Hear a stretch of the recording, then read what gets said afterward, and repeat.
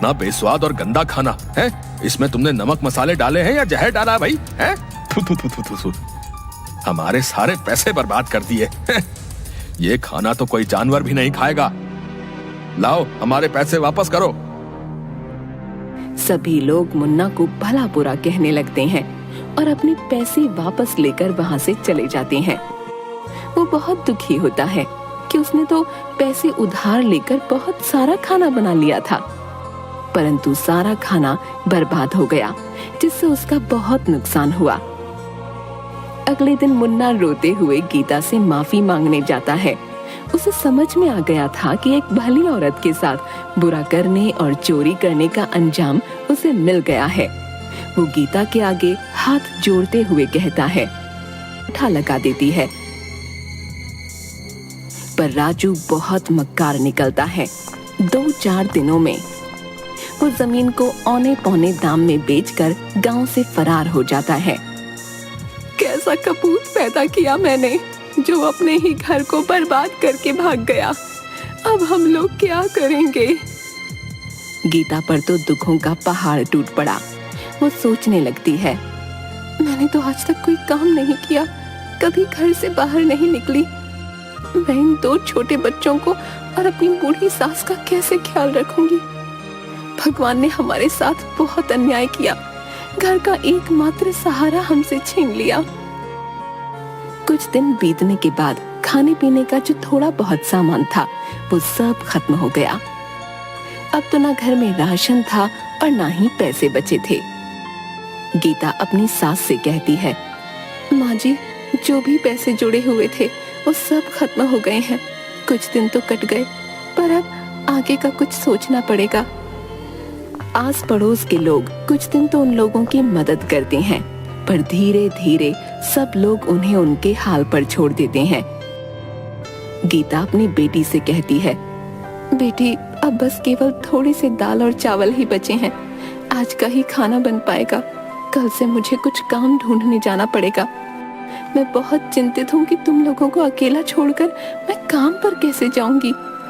माँ जी भी तो बीमार रहती हैं, उन्हें किसके भरोसे छोड़कर जाऊं? आप चिंता बिल्कुल न करें, आप तो भगवान की इतनी पूजा करती हैं, वो जरूर आपकी मदद करेंगे। हाँ बेटी, अब भगवान ही हमारी मदद कर सकते हैं। तुम भी उनसे प्रार्थना करना। चलो अब खाना खा लो। बच्चों और सास को खाना खिला लेने के बाद केवल थोड़ा सा ही खाना उसके लिए बचा।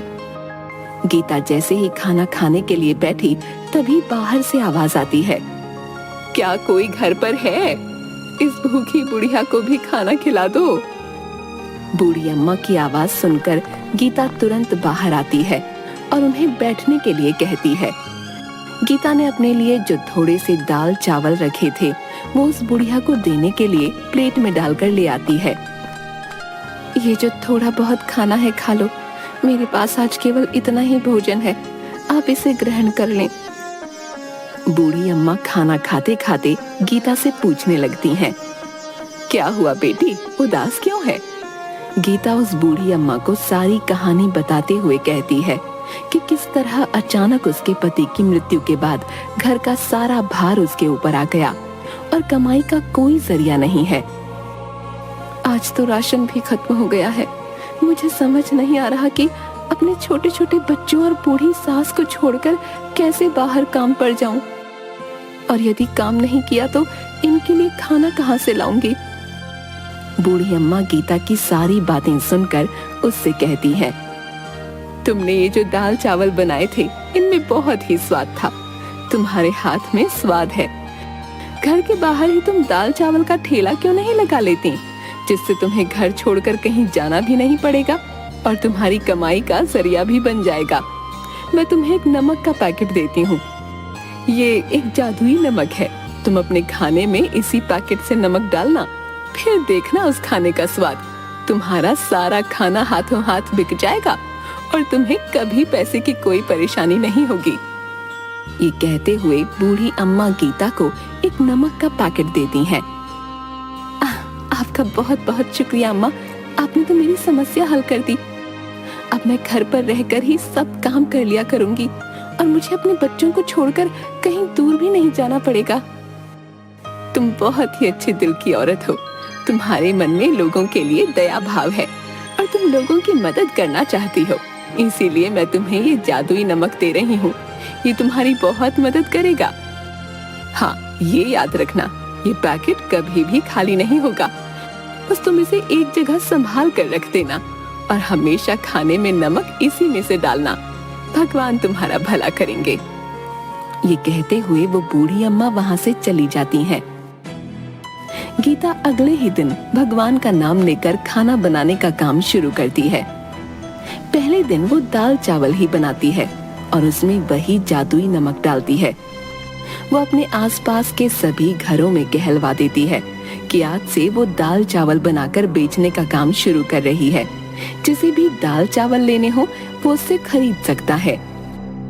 पहले ही दिन कुछ लोग गीता से दाल चावल खरीद कर खाते हैं, तो उसके दाल चावल के स्वाद से वो लोग बहुत खुश होते हैं। गीता बहन, वाह क्या बात है, ये दाल चावल तो बहुत ही स्वादिष्ट है? हम भी रोज घर में दाल चावल बनाते हैं, परंतु ऐसा स्वाद तो कभी भी नहीं आया भाई। हाँ भाई, ऐसे दाल चावल ना गुड्डू की माँ जो है 100 साल लगा कर भी नहीं बना पाएगी, बता रहा हूँ। स्वाद आ गया भाई सच में। हाँ, गीता के बनाए दाल चावल धीरे धीरे पूरे गांव में मशहूर हो जाते हैं। पूरे गांव भर में उसके दाल चावल की तारीफ होने लगती है। उस जादुई नमक के स्वाद ने अपना जादू चला दिया और गीता के बनाए दाल चावल गांव भर में मशहूर हो गए। अब गीता जितना भी खाना बनाती वो हाथों हाथ बिक जाता। गीता की अच्छी खासी कमाई होने लगी और उसके पास पैसे भी जुड़ने लगे। गीता अपनी सास से कहती है, माँ जी, हमारे बनाए दाल चावल पूरे गांव भर में सबको पसंद आ रहे हैं और रोजाना ग्राहक बढ़ते ही जा रहे हैं। अब हमारे घर में पैसे की कोई कमी नहीं है। मैं सोच रही हूँ क्यों ना मैं अपने साथ काम करने के लिए एक नौकर को रख लूं और हम दाल चावल के साथ साथ सब्जी और रोटी भी बनाकर बेचेंगे, जिससे कि हमारी कमाई और बढ़ेगी। हाँ हाँ, क्यों नहीं बेटी, तुम इतने मन से और साफ सफाई से खाना बनाती हो तो खाने में तो स्वाद आएगा ही। तुम इसी तरह मेहनत करती रहो, भगवान तुम्हें सफलता देंगे। बस फिर क्या था, गीता अगले ही दिन से मुन्ना नाम के एक लड़के को अपने साथ काम करने के लिए रख लेती है। खाना तो गीता ही बनाती थी, जिसमें वो जादुई नमक डालती, परंतु खाना परोसना, ग्राहकों से पैसे लेना और उन्हें खाना डाल कर देना, ये सब काम के लिए उसने मुन्ना को रख लिया। मुन्ना काफी गरीब था और चालाक भी। जब उसने देखा कि गीता का बनाया हुआ खाना इतना बिकता है तो वो सोचने लगा, क्यों ना मैं भी किसी तरह खाना बनाकर अपना अलग ठेला लगा लूं। यहाँ नौकरी करते तो मुझे 4 पैसे ही मिलने वाले हैं, परंतु अपने ठेले से मुझे अच्छी कमाई हो जाएगी। मुन्ना अपने दोस्त से कहता है, अरे यार, ये दिन भर की नौकरी करने के बाद मेरे हाथ में तो कुछ भी नहीं आता। इतनी कम तनख्वाह में भी भला गुजारा होता है क्या? है? मैं सोच रहा हूँ, जब गीता औरत होकर इतना कमा सकती है तो मैं क्यों नहीं, मैं भी अलग ठेला लगा लूंगा। जब इस काम में इतनी कमाई है तो मैं अलग से ठेला लगाकर ज्यादा मुनाफा क्यों ना कमाऊं भाई? है? कब तक उस गीता का नौकर बना रहूंगा? पर भाई, ठेला चलाने के लिए तुम्हें गीता जैसा स्वादिष्ट खाना भी तो बनाना होगा कि नहीं? है? अभी तुम कुछ दिन उसे देख देख कर उसके जैसा खाना बनाना सीख लो, तभी नौकरी छोड़ना। हाँ, ये तो तू बिल्कुल ठीक कह रहा है। उसके जैसा स्वादिष्ट खाना बनाऊंगा तभी तो मुनाफा होगा। मुन्ना सोचने लगता है, गीता खाने में ऐसा क्या डालती है जिससे उसके खाने का स्वाद इतना बढ़ जाता है? ये बात पता करनी पड़ेगी। यदि मेरा खाना गीता के खाने की तरह स्वाद बनेगा तभी तो बिकेगा। एक दिन छुपकर मुन्ना गीता को खाना बनाते हुए देखता है।